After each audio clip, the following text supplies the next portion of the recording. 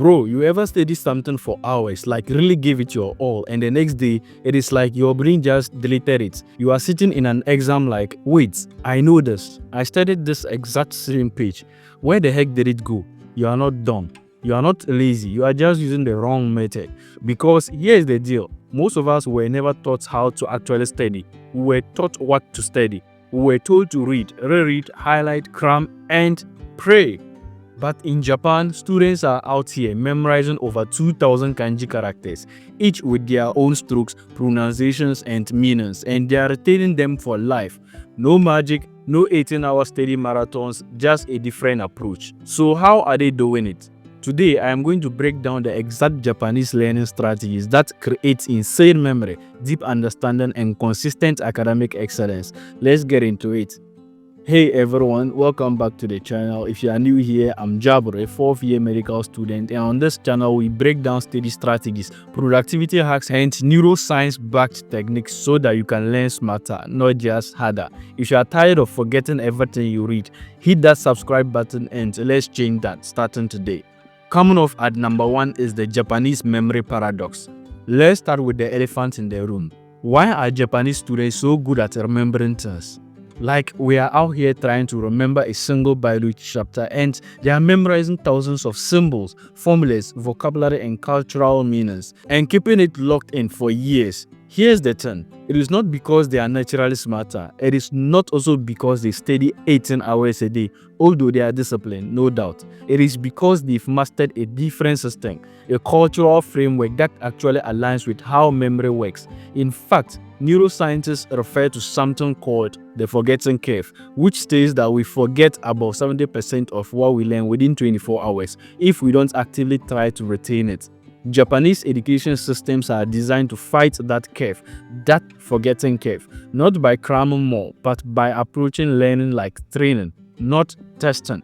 Let's break down how they do it step by step. In Japan, students don't just learn something and move on. They come back to it again and again, right before they forget it. They use a method known as spaced repetition. You can think of it like watering a plant. You don't pour 5 gallons of water in one day and walk away. You water it a little over time and so it grows roots. Same thing with memory. Japanese students often review materials on a fixed schedule.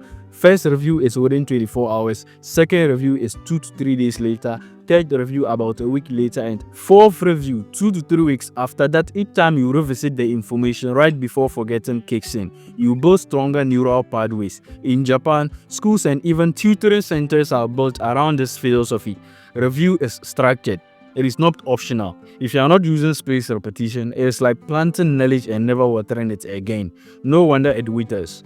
Apps like Anki replicate this system perfectly, and honestly, it's been a game changer in my mid-school life. Coming at number 3 is the Kumon method, daily micro-learning. Ever heard of Kumon? It is a Japanese learning system used in over 50 countries and is based on daily bite-sized repetition. The idea is simple. You don't overwhelm your brain. Master small chunks before moving on. Practice daily, even if it is just 20 minutes. In Kumon classes, students practice math or reading every single day, but in small doses. That constant repetition builds automaticity, meaning their brain can pull up answers with ease, like a reflex. It is like muscle memory for your brain. The Western education model focuses on covering content. The Japanese model, it is about internalizing skills, one layer at a time. This is backed by research too. James Clear, in his book called Atomic Habits, he says, if you get 1% better every day, you'll be 37 times better in a year. That is Kumon. It is not flashy, but it is powerful. So ask yourself, what is one thing you could learn today in just 15 focused minutes?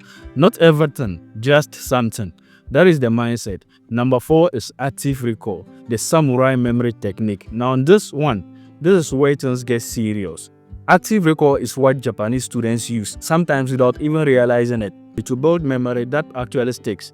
Here's how it works. You don't just feed your brain info, you challenge it to pull it out. That means instead of rereading your notes, ask yourself questions. Instead of watching another YouTube video, explain what you learned out loud. After studying a chapter, close the book and rewrite what you remember. This feels hard at first, and that is the point. The struggle to remember is what creates strong memory. In Japan, they approach this like mental training, like a samurai sharpening his blade. They practice recalling more than just reading. There are even nationwide quizzes and drills that students take weekly, not to test them but to reinforce recall. In the West and other parts of the world, we cram. In Japan, they cultivate memory like a skill. The fifth technique Japan students use is the Kaizen, the art of tiny improvements. This is one of my favorite principles, and it's not just about studying. Kaizen means continuous improvement. In Japan, this mindset is everywhere, from Toyota factories to classrooms. It is the idea that you don't have to be perfect today, just better than yesterday. Japanese students don't aim to finish the syllabus, they aim to understand a little more each day. Even if it is 2 minutes of revision or extra quiz or teaching a classmate, those tiny actions add up. Because learning isn't a marathon or a sprint, it is a staircase. You climb it one step at a time. So instead of burning out in a 6-hour study session, try this. 20 minutes of active recall, 20 minutes of spaced repetition, 20 minutes of focused reading. That is just 60 minutes a day. But if you do it daily, it compounds like crazy. At number 6 is the shu rituals that train the brain. Japanese students also practice something called the shu or su, which is all about deep focus through repetition and ritual. In Japanese classrooms, you will see students cleaning their own classroom before learning, studying at the same time and the same place every day, wearing a uniform or following quiet pre-study routines. These rituals aren't random. They send a powerful signal to the brain. It is time to learn now. That is how they train focus. It is not willpower. It is environment plus ritual. You can do the same. Study in one fixed spot. Use the same playlist or pen, or light a candle. Do a short breathing exercise before you begin. These might feel small or even weird, but your brain starts associating those cues with learning mode, and suddenly focus gets easier, retention gets stronger. And as always, we end the video with a bonus tip.